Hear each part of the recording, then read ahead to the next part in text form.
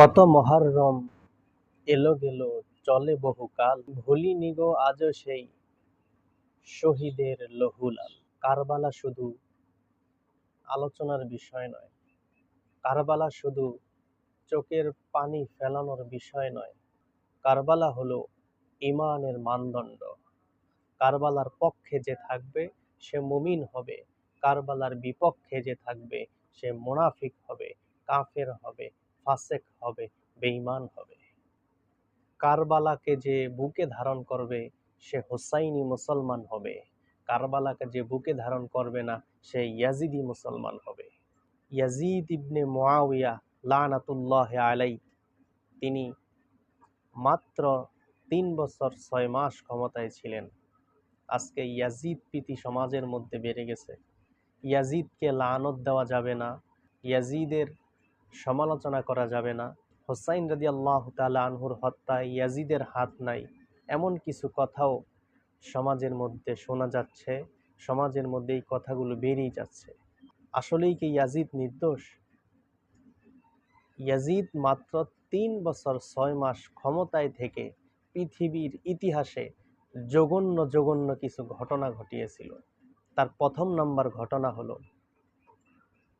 রাসূল সাল্লাল্লাহু আলাইহি সাল্লামের কলিজার টুকরা নাতি ইমাম হুসাইন রাদিয়াল্লাহু তাআলা আনহুকে শহীদ করেছেন।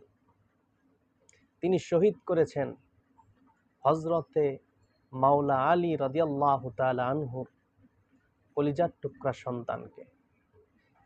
এই ইয়াজিদ শহীদ করেছে মা ফাতেমার নয়নের মণি, কলিজার টুকরা ইমাম হুসাইন রাদিয়াল্লাহু তাআলা আনহুকে। শুধু তাই নয়, ইমাম হুসাইন রাদিয়াল্লাহু তাআলা আনহুকে যখন শহীদ করা হলো, তখন ৬৩ হিজরিতে তামাম মুসলিম জাহানের মধ্যে বিদ্রোহ শুরু হয়ে গেল। ইমাম হুসাইনকে শহীদ করার ফলে তামাম মুসলিম জাহানে যখন বিদ্রোহ শুরু হলো, তখন ইয়াজিদ ক্ষমতার চেয়ার ঠিক রাখার জন্য মদিনায় আক্রমণের সিদ্ধান্ত নিল। ইয়াজিদ হাজার হাজার সৈন্যবাহিনী মদিনার উদ্দেশ্যে প্রেরণ করে মদিনার উপরে তিনি হামলা চালিয়েলেন। মদিনাকে তিনি ধ্বংসযজ্ঞ বানিয়ে ফেললেন। ইয়াজিদের বাহিনীরা মদিনায় আক্রমণ করার জন্য তারা মদিনায় চলে আসলো। ইয়াজিদ হোসাইন রাদিয়াল্লাহু তাআলা আনহুকে যখন হত্যা করে ফেললেন, তখন তামাম মুসলিম বিশ্বের মধ্যে বিদ্রোহের আগুন ধাউ ধাউ করে জ্বলতে শুরু করলো। তখন ইয়াজিদ চিন্তা করলো, যদি এই বিদ্রোহ আমি স্বহস্তে দমন করতে না পারি, তাহলে আমার সিংহাসন আর টিকবে না।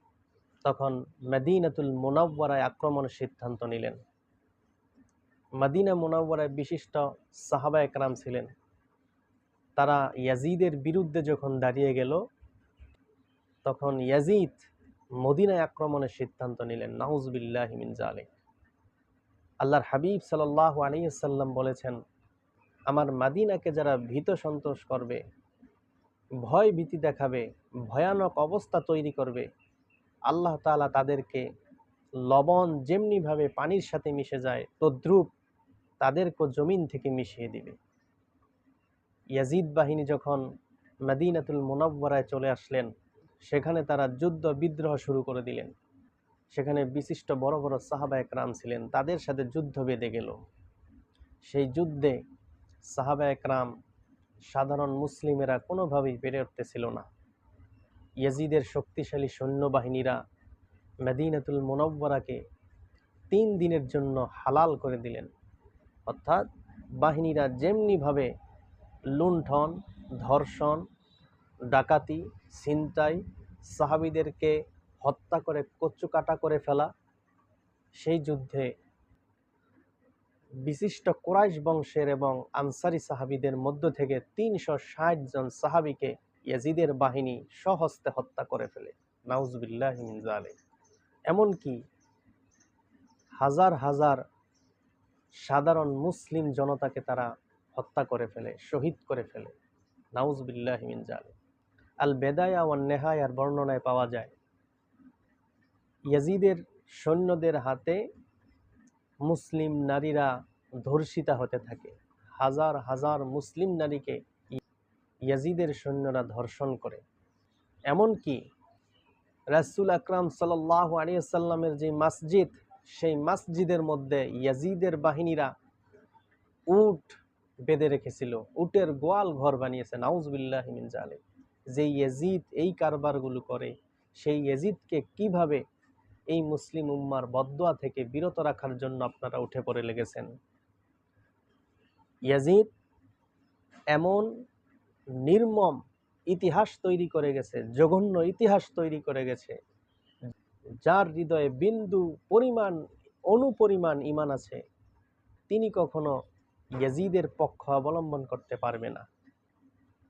3 দিনের জন্য যখন মদিনাকে হালাল ঘোষণা করা হলো, সেখানে তার সৈন্যবাহিনীরা জান্নাতুল বাকিতে উট বাঁধলো, ঘোড়া বাঁধলো। সেখানে উটে প্রস্রাব করলো, ঘোড়ায় পায়খানা করে নোংরা পরিবেশ করে দিল। 3টা দিন পর্যন্ত মসজিদে নববীতে আজান বন্ধ হয়ে গেল, জামাত বন্ধ হয়ে গেল। জীবিত সাহাবীরা লুকিয়ে লুকিয়ে নামাজ আদায় করেছে। এতটা ভীত সন্ত্রস্ত করে রেখেছিল মদিনাতুল মুনাওয়ারাকে। শুধু তাই নয়, ইয়াজিদের বাহিনীরা এক পর্যায়ে মক্কার দিকে রওনা হলো। মক্কায় কিছু সাহাবা একরাম ছিলেন, বিশেষ করে আব্দুল ইবনে জুবায়ের রাদিয়াল্লাহু তাআলা আনহু, তাকে দমন করার জন্য, তার বিরুদ্ধে যুদ্ধ করার জন্য এক পর্যায়ে মক্কা শরীফের দিকে ইয়াজিদের বাহিনীরা গমন করতে শুরু করলো। সেখানে গিয়ে আব্দুল ইবনে জুবায়েরের সাথে যুদ্ধ শুরু হয়ে গেল। আব্দুল ইবনে জুবায়ের দারুণ কৌশলী ছিলেন। তিনি কৌশল অবলম্বন করে থেমে থেমে তাদের সাথে যুদ্ধে অংশগ্রহণ করলেন। অর্থাৎ আব্দুল ইবনে জুবায়েরকে একবারে তারা ধরতে পারে নাই। তিনি আত্মগোপনে চলে যান, হঠাৎ করে বের হয়ে আবার যুদ্ধ শুরু করেন। এভাবে কয়েকটা দিন চলে যায়। তখন ইয়াজিদের সেনাবাহিনী চিন্তা করল, আব্দুল ইবনে জুবায়েরকে কোনোভাবেই ধরা যাচ্ছে না, আমরা এখন পাথর নিক্ষেপ করব। তখন ইয়াজিদ বাহিনী বড় বড় পাথর নিক্ষেপ শুরু করলেন। সেই পাথরগুলো আপনি শুনলে চমকে উঠবেন। সেই পাথরগুলো খানায়ে কাবার দেওয়ালে আঘাত হানতে লাগলো। নাউজুবিল্লাহি মিন জালিক। পবিত্র কাবা ঘরের দেওয়ালগুলো ভেঙে ফেলা হলো। এমনকি শেষ পর্যন্ত কাবা ঘরের দেওয়ালে আগুন লাগিয়ে দিল। নাউজুবিল্লাহি মিন জালিক। এর চাইতে বড় জালেম আর কে হতে পারে? সেই ইয়াজিদকে আপনি কোন মানদণ্ডে নির্দোষ প্রমাণ করতে চান? ইয়াজিদ কোনোভাবেই নির্দোষ নয়। ইয়াজিদকে লানত করা বৈধ। ওলামায়ে কেরামের বিরাট একটি দল ইয়াজিদকে লানত করা বৈধ এর পক্ষে রায় দিয়েছেন। ইমাম আহমদ ইবনে হাম্বল তিনি তো ইয়াজিদকে স্পষ্টভাবে লানত দেওয়ার পক্ষে কথা বলে গেছেন। ইমাম আহমদের ছেলে যখন ইমাম আহমদ রহমতুল্লাহ আলাইকে জিজ্ঞাসা করলেন, বাবা আপনি কি ইয়াজিদকে লানত দেন না? তখন ইমাম আহমদ ইবনে হাম্বল তিনি বলেছেন, যাকে স্বয়ং আল্লাহ তাআলা লানত দিয়েছেন তাকে আমি কি করে লানত না দিয়ে পারি? তখন ছেলে বলল, বাবা কোথায় ইয়াজিদকে লানত করা হয়েছে? তখন বলল, তুমি কি কোরআন পড়নি? কোরআনেই ইয়াজিদকে লানত করা হয়েছে। তখন ইমাম আহমদ ইবনে হাম্বল সূরা মুহাম্মাদের 22 এবং 23 নং আয়াত তেলাওয়াত করে শুনিয়ে দিলেন, যেখানে আল্লাহ তাআলা বলেছেন, ফাহাল আসাইতুম ইন তাওয়াল্লাইতুম আন তুফসিদু ফিল আরদি ওয়া তুকাত্তিউ আরহামাকুম উলাইকাল্লাযীনা লা'আনাহুমুল্লাহ ফাআসাম্মাহুম ওয়া আ'মা আবসারহুম।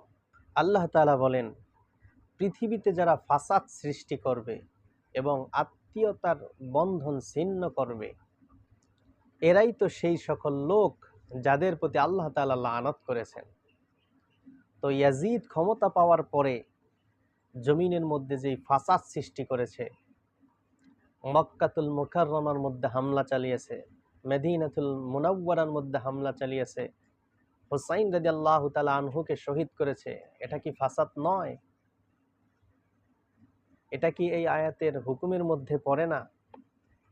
ওয়াতুকাত্তিউ আরহামাকুম, আত্মীয়তার সম্পর্ক ছিন্নকারী রাসূলের আওলাদ আহলে বায়তের সাথে সম্পর্ক ছিন্ন করে ফেলেছে, সেটা কি এই আয়াতের হুকুমের মধ্যে পড়বে না? উলাইকাল্লাযীনা লাআনাহুমুল্লাহ, তারাই তো ওই সকল লোক যাদের প্রতি আল্লাহ তাআলা লানত করেছেন। শুধু তাই নয়, আকাইদে নাসাফির মধ্যে আল্লামা তাফতাজানী রহমাতুল্লাহ আলাইহি তিনিও ইয়াজিদকে লানত দেওয়ার পক্ষে বলে গেছেন। সাআদউদ্দিন তাফতাজানী স্পষ্টভাবে বলেছেন, লানাতুল্লাহ আই ইয়াজিদা, ইয়াজিদের উপর লানত বর্ষিত হোক, ওয়া আনসারিহি ওয়া আওয়ানিহি, তার সাহায্য সহযোগিতাকারীদের উপর লানত বর্ষিত হোক।